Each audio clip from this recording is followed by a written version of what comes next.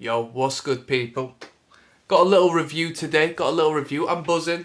Yo, I've been sipping. Yo, we're talking about punk today, people. I did a little Descendants review, and I'm gonna do the Undertones.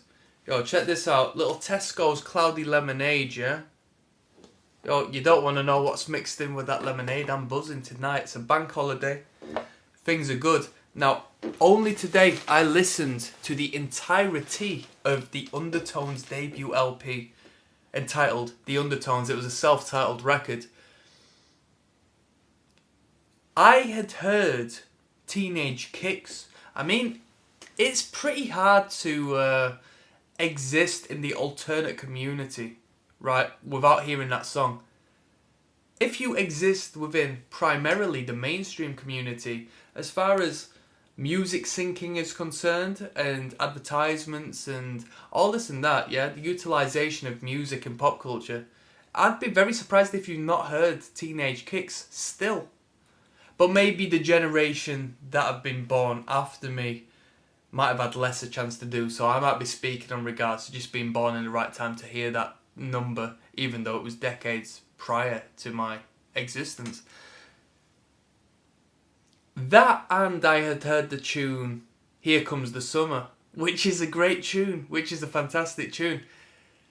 I've listened to the entire record now, because I got recommended it. I do a reaction channel, King of the Pit TV. Alright, give that a search if you'd like to follow me and communicate and engage as far as exploring the alternate communities, punks and metals and indies and alternatives and so forth.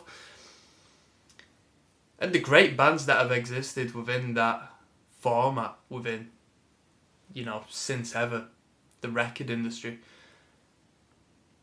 The Undertones record, I'll try to sum it up right now before we get into the fine details. It had a great sound, it had a great energy, it had a great production for its time, but, I listened to the remaster. But as far as the remaster is concerned, you still need to have an initial mix and an initial performance on the record as a whole. So the performance was spot on, the mix was spot on. It was just a simple remaster. It was a remodernization to enhance the sound for whatever is necessary in this day and age. I don't know. I'm not a sound engineer. So I listened to the remaster, which I think was a 2006 remaster. Maybe. I don't want to say 2016. 2006 I think it was. Overall, as I said, the energy was good, the sound was good, the mix was good, the production was good. The energy was good. The guitar lines were good. There was good lead guitars on the record.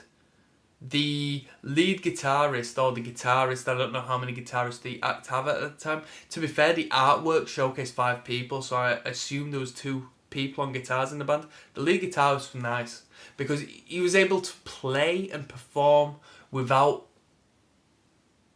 concealing and combating the front line, which was the vocal line. The vocal melodies and the vocal performance and the lyrical content stood at the forefront of this band and of this record. So the lead guitars were good because they were very consistent. There was always a lead guitar line going on, especially during the chorus sections. And I'll give props to the sound engineer. They didn't pump it up to the degree where it was combative.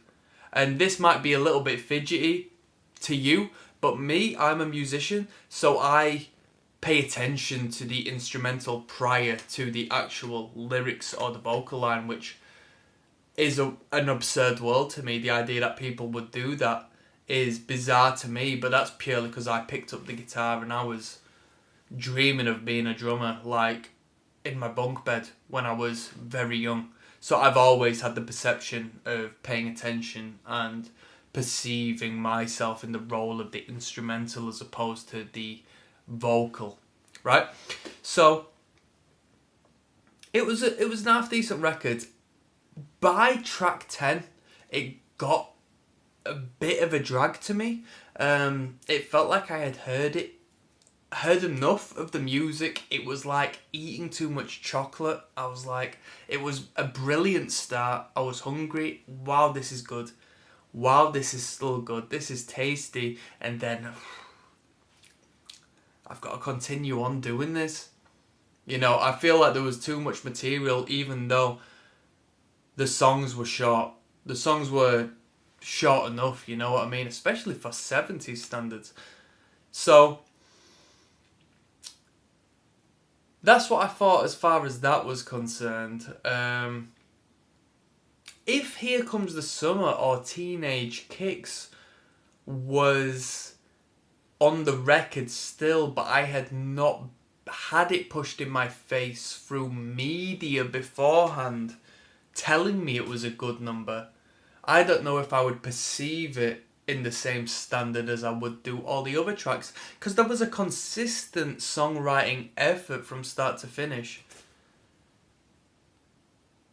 There was no drop in standard, and there was one tune in particular, but I can't tell you which one it was, where they seemed to, or at least the well, I would say they both did. Both the songwriter and the sound engineer went for a different sort of perspective. It was that one tune in particular where the tempo drops a lot and there's a little more echo involved in the track. You know what I mean? Or a delay of sorts. It reminded me of the Cock-Sparrow tune On an Island, which I've referred to. Like that was my first video I did on this channel. But Cock-Sparrow did it a lot better. You know what I mean? It was like a bridge of sorts, a filler of sorts, a checkpoint. Well done, you're this far through the record.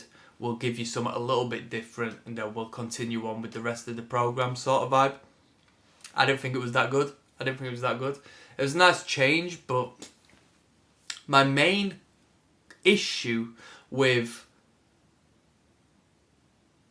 how I sort of got a bit bored of it was, now this is where we're gonna disagree. If you really like the band and the record, this is where it becomes subjective, right?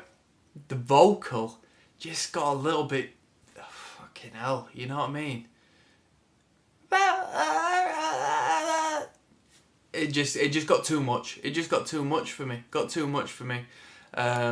As far as the melodic value and the harmonies and stuff that was introduced, yeah, they were so good, but they never really overrode that consistency with the vocal tone and,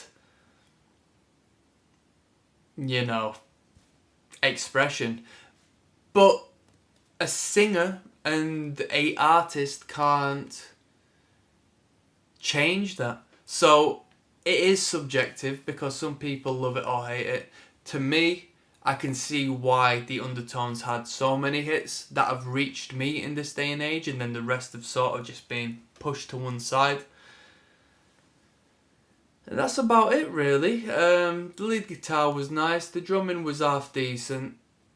I can't remember the bass lines. I cannot remember the bass lines. I think there was one bass break in one song where they let the bass sing for a minute, and then that was about it. So as far as the bass line is concerned and the bassist is concerned, sorry, but you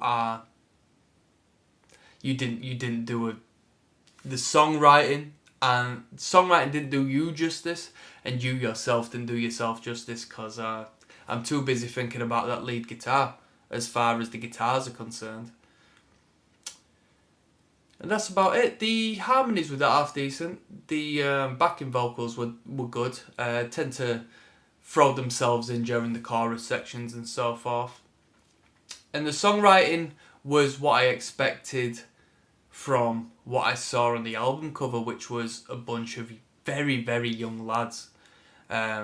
So the music was incredible quality and really, really, really brilliant as far as these young lads that are projected to me on the artwork.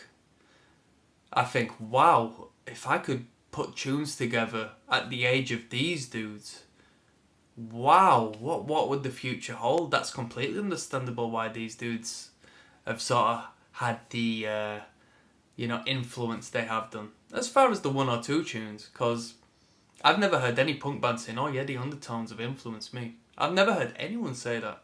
I've never heard anyone say that. So you tell me if that's a thing, right? But yeah, I'm not even going to continue with that one. I think I've said enough. As far as the Undertones self-titled record is concerned, I'm going to be very nice. I'm going to be very nice. I'm going to be very nice. And this is through societal pressure, through how the Teenage Kicks record was, you know, really well received. And through my naivety of what the Undertones actually created from this record, I'll give it a 5 out of 10. I'll give it a 5 out of 10. Click subscribe, I'm signing out. Peace, people.